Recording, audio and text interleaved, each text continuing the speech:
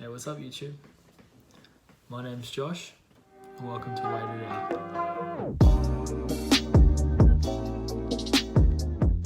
So in 2020 I've lost 30 kilograms and I've been posting about my journey on social media, and I've had a huge amount of people reach out and offer their support, but also ask for tips or my advice on how I did it and what they should do. So after sending just under 50 messages on the topic last week, I decided to start making videos about it so that I can share the things I've learned on my journey from obese at the start of the year to now endurance runner. But before I get into those tips, I want to tell you a little bit about myself. I'm a 23-year-old bloke who spent his entire tweens, teens and young adult life overweight. I have tried and tried for over a decade to try and lose weight and just haven't succeeded. At the end of 2019, I weighed just over 110 kilograms. Fast forward to now, April 2020, I weigh just over 80 kilograms.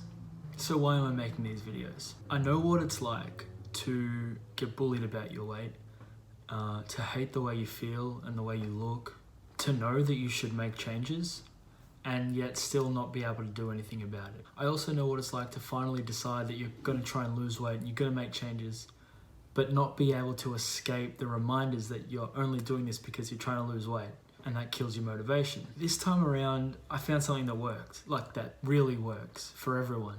I learned a lot in this process, and I attribute the success I've had this time around to actually understanding the way my body works and the way humans work in general. And there's a lot more to it than just fad dieting and exercise. And I've kind of developed these 3 principles that I've sort of been able to distill that have really guided my entire journey.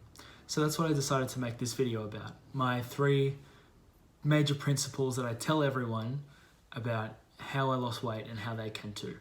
I should add, before I get into that, I don't want to come across as the sort of person that is telling you all of this sort of stuff and it's just, in one ear out the other. I've actually lived it, I've struggled with it, and I know that making change is difficult because it reminds you that you're trying to lose weight. So the stuff that I've sort of discovered doesn't really have that same effect. You can still live your normal life. You can still eat foods that you're used to eating. You can still have a lifestyle you're used to having. That doesn't change. I think that's really important. And hopefully some of the things I have to say can be a little bit more relatable on that level. So without further ado, the 3 major principles that I've followed on this entire weight loss journey are: number 1, count your calories. Number 2, watch your carbs. And number 3, start with walking. So, number 1, counting calories. So what do I mean by counting calories?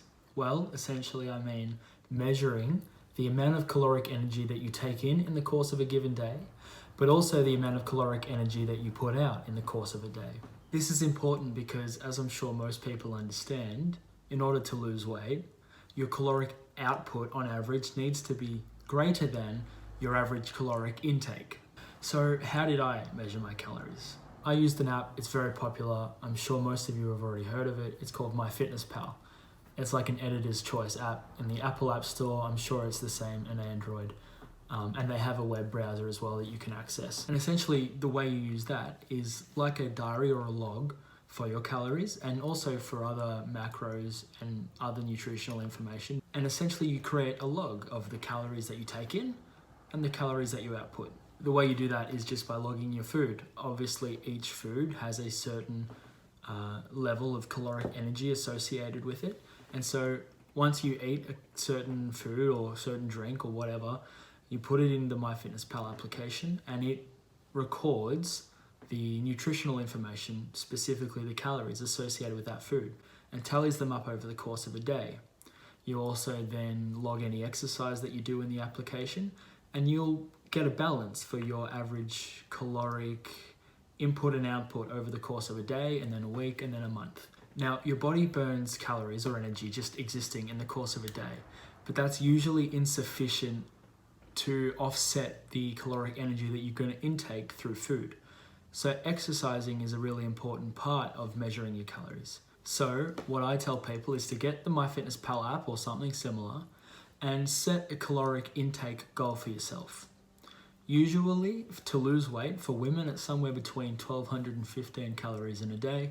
For men, somewhere between 1,500 and 1,800 calories in a day. I set mine at 1,500 calories per day. You then begin measuring your caloric intake throughout the course of a day and a week and a month, as well as your caloric output by way of exercise. And over the course of time, that will help you get some sort of a picture as to whether you're consuming more than you're burning.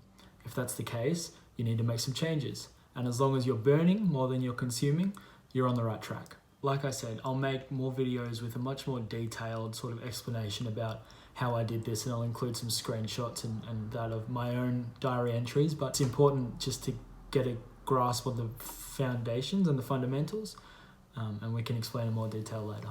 So that's counting calories. Now let's move to number 2. Watch your carbs.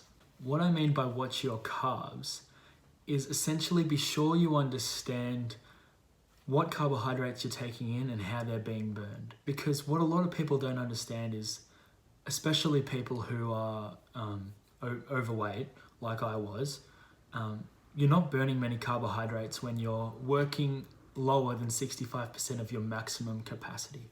So when you're like exercising and you're just going for a walk or whatever, or as you're sitting around on the couch and you're burning non-active calories, you're burning energy from your fat energy system as opposed to your carbohydrate energy system. I'm going to put up a graph on the screen and you can see sort of the way our energy systems work. When you're working under 65% of your maximum capacity, you're burning fat. When you're working over 65% of your maximum capacity, you're burning carbohydrates. Now, when people are overweight, like I was, you don't tend to spend a lot of time above 65% of your maximum work capacity. The consequence of this is that all of the carbohydrates that you're intaking, especially bad carbs, end up getting stored in your body and become excess body fat. People think that fat in food is the reason that you get fat, and that's not the case at all. It's excess energy that has been stored and not used, whether it's fat or carbohydrates, or even in some cases protein, although that's less common, being stored for too long, not being burned, and then becoming excess body fat. Those fats you're more likely to burn by going for a walk around the block. You're not going to burn the carbohydrates that way.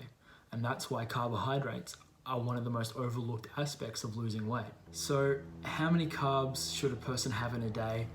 It depends on the person, but later in this video and in future videos, I'm going to talk about starting with walking. And that means we're not going to be spending, at least initially, a lot of time at more than 65% of our maximum work rate, which means the fewer carbs initially, the better. Keto usually kicks in at somewhere under 50 grams of carbs in a day. So we're going to stay a little bit above that, somewhere between 50 and 100 grams of carbohydrates in a day. And again, you can track this by tracking your food in the MyFitnessPal app. I'm going to leave a link to where you can download that app in the description as well. So that's watching your calories. Now for the third and final principle, I've sort of touched on it already, and that is start with walking. I cannot emphasize enough how important it is for people who are beginning a weight loss journey, whether you've tried to lose weight before and had success, or whether you're starting for the first time ever. Don't go into these ridiculous, full body weight circuits or trying to run 5 kilometers initially. It's unsustainable, and what ends up happening is, at least in my experiences, you go into those things and they work for a couple of weeks, but eventually you get tired and you get sore and you don't know how to manage your body properly, and you don't quite understand the way that your body burns energy, and you give up really quickly. And another thing that happens is those types of exercises, when you struggle with them because you're unfit, they remind you of the fact that you're unfit, or they remind you of the fact that you're doing this because you're trying to lose weight, and that demotivates you even more. The thing with walking is that it is a perfect way to increase your levels of activity from sedentary to lightly, moderately, or vigorously active in the course of a week without having to change much about your life. You can walk to the train station or to the supermarket instead of driving there. You can walk around the block. I know we're all stuck in lockdown right now, but you can still walk around the block for daily exercise. It's not so vigorous that it's going to be difficult for you initially, and it's a perfect foundation from which you can build. See, the thing about losing weight is that at the same time as you lose weight, you're also going to be increasing your fitness levels. But you can't begin increasing your fitness levels until you've established a base. And you're not going to establish a base by beginning at a level that's unsustainable. You have to begin at the bottom, at the minimum level, and work up. You can't just get straight to the 5th floor, you know what I mean? So start with walking. It's the most fundamental, foundational piece of exercising advice I can give to someone who's beginning their own weight loss journey. So there you have it, my 3 biggest tips. Number 1, track your calories. Number 2, watch your carbs. And number 3, start with walking. I'm gonna make much more content on these topics. I'm really passionate about it, and I think other people should get to know the things I wish I knew 5-10 years ago. And so I'm also going to be publishing a lot of articles. I like to write, so I'm going to publish articles about the things that I talk about in my videos, and I'm going to leave a link to those in the description as well. I've also set up social media channels for this account, this page, or whatever. It's not going to be much more than a channel for people to reach out to me, tell me their own stories, ask questions. I know initially the audience for this is going to be small, but hopefully we grow over time. And I really want people to be open about it, because there's nothing worse than struggling with your body image and bullying and fitness levels and all of that stuff alone. I know what it's like. I hate it. It makes it so difficult to just go about your day-to-day life without feeling self-conscious. And so the more people you can talk about it with openly, the better. At least that's what I found. And so I'm not going to come in here as someone who's been shredded their whole life, or a doctor that's trying to preach some sort of thing. I'm telling you because I struggled for like over a decade with this and finally found something that works, and I want other people to know about it, so we can relate on that level at least. Otherwise, thanks for watching, guys, and yeah, let's wait it out together. Cheers.